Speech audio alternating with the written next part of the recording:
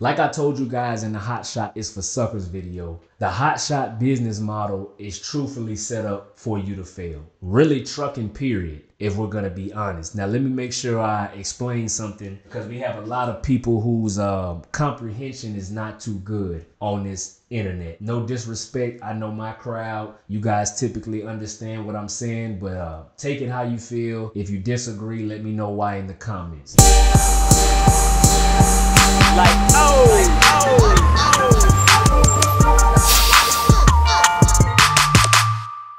Yo, what's the deal, YouTube fam? It's your boy Monte. I'm back again. I know it's been a little hiatus, but for everybody that's been subscribed to the channel and liking the content, I guarantee you will appreciate this video. Just in case this isn't clickbait, I plan on laying down a lot of game about the trucking industry. And yes, Raw Trucking is making its exit. It's not a rumor. I feel as though I've been transparent with y'all from the beginning, trying to offer you guys different insights that a lot of the internet community has been avoiding. So yes, it's not a rumor. Raw Trucking is leaving the trucking industry, but I came in the game raw, so it's only right that I leave the same way and give y'all some tidbits. Now, for those of you who are wondering what's the future for me, myself personally, wait around to the end of the video and we'll get to that. All right, so first I want to leave y'all with some valuable game. So let me give you a little bit of the backstory about how Raw Trucking came together. So my partner was already driving as a hot shot driver for somebody else's company. He gave me a call one day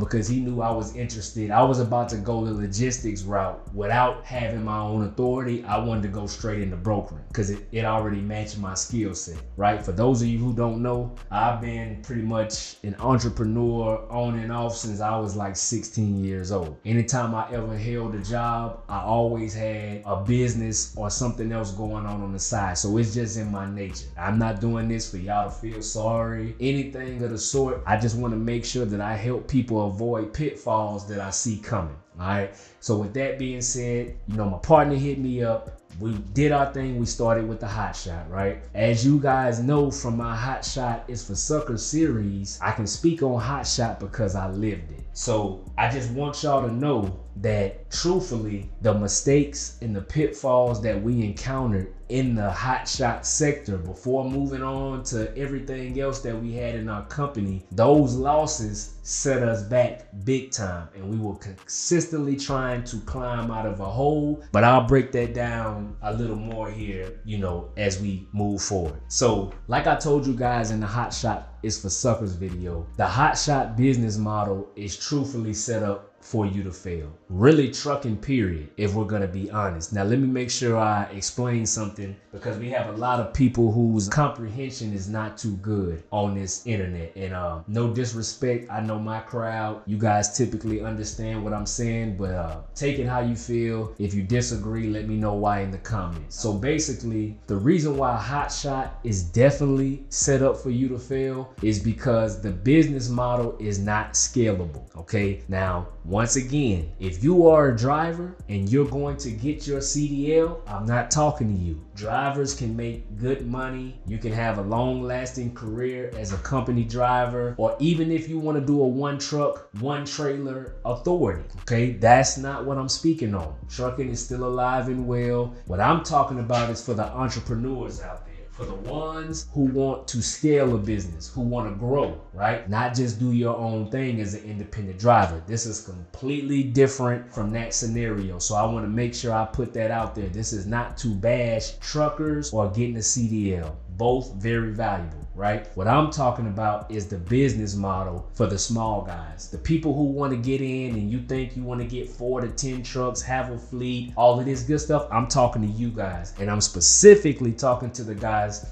who think that they can get into trucking passively. There's been a lot of content the last few years that have been promoting to you guys to get into trucking passively. Going, getting a truck, getting with a 3PL, and you're pretty much hands off. I'm gonna show you why that's a terrible business model. So first things first, with the Hot Shot, like I was telling you guys, go back to almost everybody who was promoting Hot Shot heavy. I can guarantee you a few things or scenarios are happening right now. For one, most of them, you don't even see them anymore. because they went out of business. They never told you why, even though they sold you the dream that you could get in and make all this money, right? Because the reason is, where's the fleets of Hot Shots? 10 trucks, right? Where are these fleets that exist? Because if everybody is being so successful, we should see plenty of examples. Don't give me the outliers. I don't care about the 1, 2, or 3 who made it work, because you don't know their scenario. And in any other business model, if only 10% of the people are succeeding, that's terrible. But for whatever reason, because of what's going on the internet, a lot of that stuff gets misconstrued, because what a lot of you guys don't know is a lot of your favorite content creators or people doing trucking, I call it internet trucking. They make more money off of the products that they sell you than they actually do in trucking. Okay, so a lot of people may take offense to this. I personally don't care, you know what I mean? Because the people who've known me in this industry know I've been a straightforward guy and I'm only fair. But I'm doing it to help you guys, because right now somebody's watching this video and you're thinking about betting the whole house on starting a trucking company.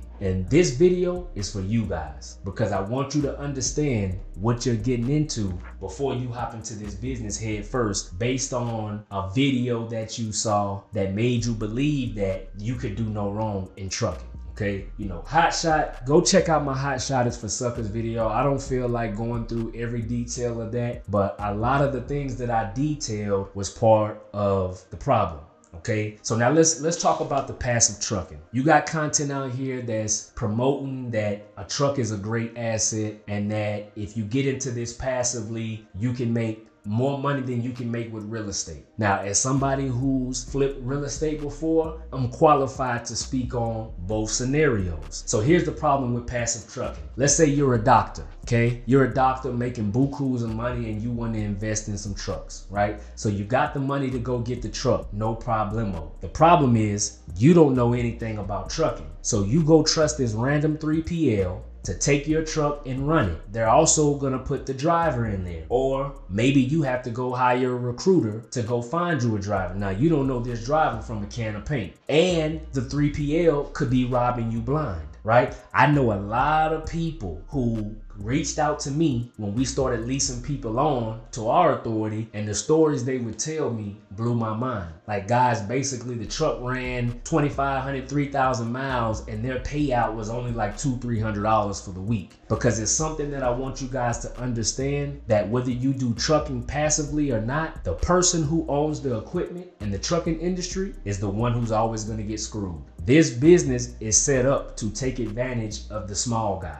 You guys also know that I sell insurance, trucking insurance. So I have seen this from every area of the business, whether it be the logistics side, you know, dispatching, working with brokers, dealing with mechanics, truck parking. Like, let's just think about it. If you are the truck owner, everybody gets paid before you do. Everybody does. Factoring company, fuel, maintenance, the driver, everybody gets paid before the equipment owner, okay? Now keep this in mind. Now, in asset, you're supposed to be able to get paid first as the owner of that asset, but it doesn't work like that in trucking unless you yourself are the driver as well. The truth of the matter is, the trucking industry, especially when it comes to having your own authority, is for truckers. It's not for entrepreneurs. It's not for people who want to make a passive income, because what's going to happen is you're going to be in a position sooner or later that you yourself can't fix on your own. And this even applies somewhat to the drivers, because let's say you're a great driver. You know you'll run day and night, you're safe, you're going to do all that good stuff, right? But then you go buy 3 more trucks. Can you duplicate 3 more of you? Because that's very hard to do. Because I've told several people that I consulted throughout the years, because I've been telling people for years not to buy your truck unless they were going to be the one driving it. And even then, you still have to have a foolproof plan, because so many things happen out here. But the reason why I was warning against it is because it was most of the people that contacted me were not drivers. They just heard that if they go get a truck and put it on the road, I mean, think about it. If you just common sense, it does make some sense, right? If you got a vehicle that's 40 to 70,000, why not go buy a so-called asset that's going to continue to make you money every week, right? So in theory, it sounds amazing until you get out here and you realize what's going on. From day one, I've been telling you guys that trucking is very predatory. It's a very predatory business, and the difference between trucking versus a lot of other businesses, the mistakes here are very expensive. I've literally seen people lose everything because of situations that a lot of times were out of their control, right? Because anybody who's had an authority, you know that a driver's mistake can cost the authority, which now changes your safety score, which now raises the rates on your insurance. And depending on the severity of the infraction or how many have been on your record within a certain amount of time, it can literally put you out of business because you won't be able to afford the insurance. All right, so these are some of the things that we experienced in Raw Trucking as well. Now, truthfully, what helped us out is because we started to get other streams of income besides just relying on the truck, right? So you guys that have been following me know that I was dispatching. I got up to about 20 trucks in my heyday. I also was a broker agent, never opened my own brokerage, never intended to, but I was a hellified agent, even was an operations manager at a small brokerage for a while. I also ended up getting my insurance license to be able to help other carriers getting into the business be able to understand insurance and how to maneuver, because that's literally one of your most important expenses in trucking, because insurance is what keeps you in the game and is what allows you to hire drivers. Once that relationship is messed up, you're pretty much on a downhill battle after that, because it's very unforgiving. These prices are crazy, fam. Now this is a crazy one. So dealing with drivers, right? Dealing with drivers is a whole nother video in itself, man. Truth be told, we worked and had some good drivers in Raw Trucking, no doubt about it. I don't regret anything about our run. I made so many good connections and friends, lifelong connections at that. All right, but these drivers can make or break you, man. It's very difficult when you have a fleet and dealing with all of these personalities. And typically, if you're a smaller fleet, you won't get the more experienced guys, because if they have 10 years of experience, why come drive for you when they can go drive for a bigger name carrier with great benefits, equal pay, better equipment, because they can get new trucks every year, every other year. You get what I'm saying? Or if they have a great entrepreneurial mind, they're gonna go get their own authority. They're not gonna want to run for you. Almost everybody I know that has a fleet, one of their biggest problems is they can't keep all of their trucks on the road. So who cares if you have 10 trucks if you can only keep 3 rolling at a time? You get what I'm saying? So when you start running these numbers and you start to realize that, yeah, it looks good that I have this amount of equipment, but I'm not maximizing the potential, but the bills are still piling up on this equipment. You get what I'm saying? So it's very important to don't get egotistical in this business, and don't be too afraid to pivot and do what needs to be done so you don't lose everything. Because like I told y'all, I know people who've lost everything they had behind the trucking industry and not knowing when to say when. All right, we took so many losses and we kept persevering. That's why I've been missing for the last few months on my content, because honestly I was trying to save the company. Me and my partner were doing what we had to do to try to figure out a way to save the company, because we had employees and everything. So we didn't take that lightly, and we tried to come up with a plan. But once we realized that the losses that we took were too severe, and then knowing what the upcoming market, because anybody who's in the game right now, imagine being in the hole and then having to survive in this low freight market for the past 6 months. So we had to make the best decision for not only us, but we had to figure out a way to not drag our employees, because I'm proud to say that throughout the whole time, we never had an employee go unpaid.